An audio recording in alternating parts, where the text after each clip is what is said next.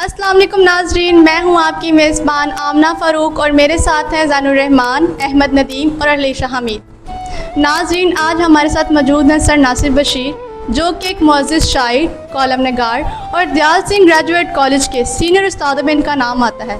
सिर्फ यही नहीं, इसके साथ 30 साल टीचिंग के तजर्बे और 19,000 फॉलोइंग के साथ ना सिर्फ तलबा को बल्कि क़ारीन को मुतासिर किया है। आइए इनसे मुख्तसर इस गुफ्तगू में इनसे चंद सवालात करते हैं और इनकी ज़िंदगी के बारे में जानते हैं। अस्सलाम वालेकुम सर। जी वालेकुम सलाम बेटा। सर क्या हाल है? जी ठीक है, आप सुनाइए, आपकी पढ़ाई सही चल रही है? अल्हम्दुलिल्लाह। सर मेरा आपसे सवाल है कि आपने शायरी में किस तरह आपका इंटरेस्ट पैदा हुआ और किस तरह से आपने टीचिंग के मैदान में कदम रखा? 2 सवाल किया आपने कि शायरी में इंटरेस्ट कैसे पैदा हुआ और टीचिंग के मैदान में कैसे। देखिए, शायरी में इंटरेस्ट पैदा होता है पढ़ने से, मुताले से।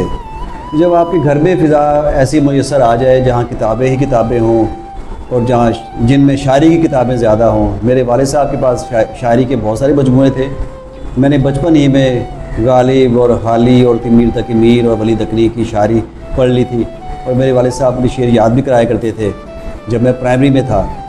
तो बस तभी से फिर ये चाट हमें लग गई और फिर वो नशा लग गया। बस ये शेर अंदर था, वज़न भी कहीं अंदर कहीं मौजूद था, छुपा हुआ था।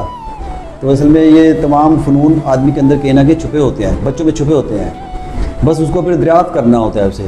तो बस मैंने जल्दी दरियाफ़्त कर लिया उसको और वालिद साहब ने भी हौसला अफजाई की। कभी ये नहीं कहा कि भी शेर ना लिखो, क्योंकि वो खुद शेर लिखते थे, शेर पढ़ते थे, शायरी की किताबें जमा रखते थे। टीचिंग की बात आपने की है, तो मैं तो जब 10वीं जमात में था मैंने तभी तय कर लिया था कि मैं बड़ा हो के लेक्चरार बनूंगा उर्दू का। और ऐसा उस ज़माने में नहीं होता था वैसे कि पहले से कोई तय कर ले, कि 6 साल पहले ही तय कर लिया मैंने लेक्चरार बनना है। तो अल्लाह का शुक्र है कि भी 6 साल में मैंने मंजिल हासिल कर ली। जैसे 1940 में करारदाद पाकिस्तान मंजूर की थी हमारे मुसलमान लीडरों ने मिंटो पार्क में, और फिर 7 साल के अरसे में पाकिस्तान हासिल भी कर लिया था। तो बस यूँ समझिए मेरे साथ भी कुछ ऐसा ही हुआ कि मैट्रिक में मैंने सोचा कि लेक्चरार बनूंगा उर्दू का, और उसके लिए मैंने फिर अपने मुल्तान के असातिज़ा से पूछा कि लेक्चरार बनने के लिए क्या करना पड़ता है। तो उन्होंने मुझे बताया कि इसके लिए एम.ए. उर्दू करना पड़ता है। और मैंने कहा कि एम.ए. उर्दू के लिए क्या करना पड़ता है, इंटर में क्या मज़ामीन रखूँ। उन्होंने कहा कि उर्दू एडवांस रखें आप। उर्दू लाजमी तो एक मजमून होता ही है ना, अब जो आप पढ़ के आए हैं सब लोग, उर्दू एडवांस एक मजमून होता है जिसको उर्दू में कहते हैं उर्दू आला।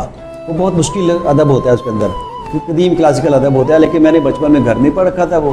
तो मैंने इंटर में वो मजमून रखा, फिर बीए में उर्दू एडवांस उर्दू का मजमून रखा, फिर एमए कर लिया और फिर टीचिंग में आ गए बस।